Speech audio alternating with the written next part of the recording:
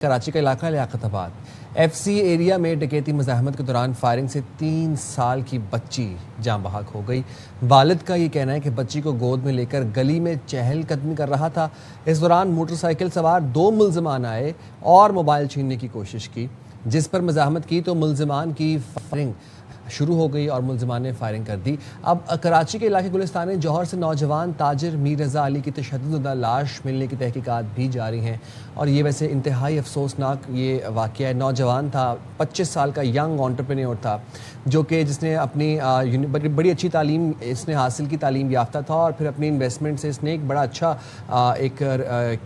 Food point جسے ہم کہتے ہیں، میں نام نہیں لینا چاہوں گا برانڈ کا، لیکن وہ شروع کیا تھا، بڑا مشہور بھی تھا۔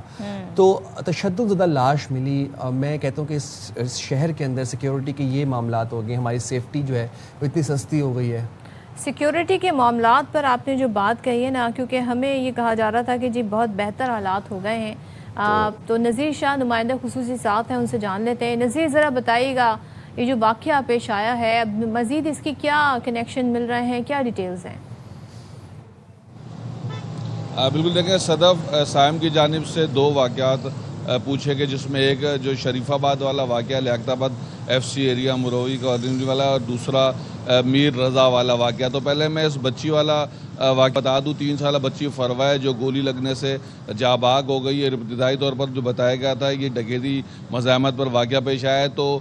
یہ ڈرامہ بے نقاب ہو گیا ہے۔ یہ والد کی اپنی غلطی تھی، مجرمانہ غفلت تھی، کہ وہ گھر میں بیٹھ کر بالکل جو ایک عام شخص جس طرح ایک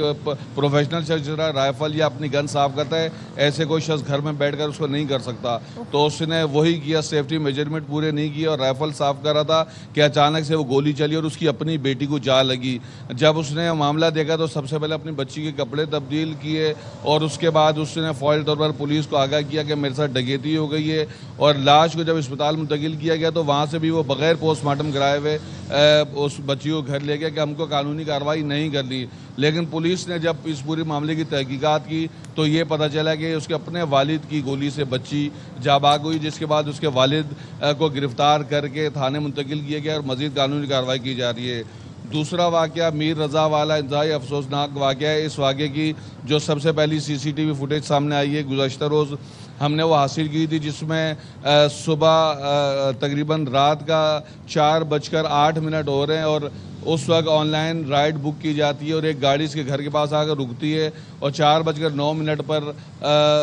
جیسے ہی گاڑی 4:08 کا وقت ہو رہا ہے، گاڑی آ کر رکتی ہے، اور 4:11 پر 3 منٹ بعد یہ آتا ہے اور ڈائریکٹ گاڑی میں بیٹھ جاتا ہے سفید کلر کی، اور اس کے بعد اسی گاڑی سے گلستان جوہر جاتا ہے۔ پولیس نے جب اس آن لائن جو ڈرائیور ہے گاڑی کا، اس سے جب پوچھا تو اس نے جس جگہ کو شناخت کیا کہ میں نے گلستان جوہر میں اس جگہ چھوڑا تھا، تو وہ جگہ کل ہم نے خود بھی وزٹ کی۔ کم سے کم 4 سے 5 گھنٹے کل میں خود شعبہ تفتیش اور آپریشن پولیس کے ساتھ رہا۔ تو جس جگہ پر اس نے چھوڑنے کا بتایا تھا وہاں پر ایک گیسٹ ہاؤس تھا، اور اس گیسٹ ہاؤس سے تھوڑا سا اگر آپ آگے جاتے ہیں، یعنی کہ ہارڈلی آپ 300 میٹر تک آگے جاتے ہیں، تو وہاں پر اس کا کچن تھا، جہاں پر یہ اپنے پروڈکٹ آن لائن شہریوں کو فراہم کرتا تھا۔ تو اس کے اندر شروع میں جو بتایا جا رہا تھا گیسٹ ہاؤس گیا تھا، تو وہ والا معاملہ تو ختم ہو گیا تھا، کیونکہ رات کو 4 سے 5 بجے تھے، تو ڈرائیور کو صحیح سمت کا علم نہیں ہوا تھا۔ پولیس کی جانب سے جس جگہ پر اس کی لاش کو پھینکا گیا، تو جو بس منصوبہ کراچی یونیورسٹی کے سامنے چل رہا ہے، اس کے سامنے ایک نرسری بنی ہوئی ہے، اور نرسری سے اوپر ایک پہاڑی ٹائپ کے ایریا آپ نے دیکھا ہوگا، وہاں اوپر گھر بھی بنے ہوئے ہیں، تو وہاں پر لے جا کر اس کو اس کی لاش کو پھینکا گیا۔ یہ بھی اندازہ لگایا جا رہا ہے کہ اس کو کہیں سے مار کر یہاں لا کر پھینکا گیا، یا اس کو یہیں پر گولی ماری گئی۔ اس کی جو لاش تھی وہ اس کی حالت دیکھ کر بظاہر ایسا لگتا ہے کہ اس کے اوپر کوئی ایسڈ پورے جسم پر پھینکا گیا ہے، اس کے پورا چہرہ بگڑ چکا ہے، جسم پر آبلے پڑ چکے ہیں، اور پہلے ابتدائی طور پر بتایا گیا تھا اس کو جلانے کی کوشش کی گئی ہے، لیکن وہ والا بھی اندازہ غلط تھا، کیونکہ اگر جلانے کی کوشش کی ہوتی تو اس کے بال بھی جلتے، تو بالوں کو بالکل کوئی نقصان نہیں پہنچا، یعنی کہ اس کو گولی ماری گئی ہے، اس کے بعد اس کو مسخ کر کے اس کی شناخت چھپانے کی کوشش کی گئی ہے۔ اور اس پورے معاملے میں جس جگہ پر اس کی باڈی پڑی تھی، کل ہم نے خود جب وزٹ کیا تو یہ ایک یا دو آدمیوں کا کام نہیں ہے. کم سے کم اس کے اندر 3 سے 4 لوگ ملوث ہو سکتے ہیں, کیونکہ اتنا ایک شخص کو اٹھانا اور ایک پہاڑی ٹائپ کی جگہ پر لے آ کر پھینکنا. تو پولیس ان تمام زاویوں پر کام کر رہی ہے, اور جس جگہ پر یہ باڈی ملی ہے اسی سے 150 میٹر آگے ایک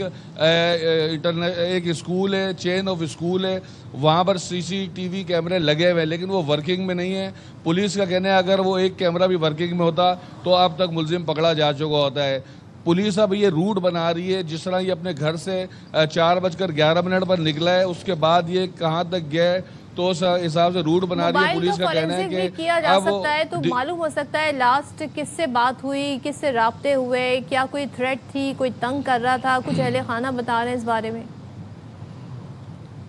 دیکھیں صدف, موبائل فون تو اس کا ملا ہی نہیں ہے, اور بالکل اسی زاویے پر اب پولیس کام کر رہی ہے, کیونکہ اب ملزم ڈیجیٹل ایویڈنس سے ہی پکڑا جائے گا, ورنہ ابھی تک کوئی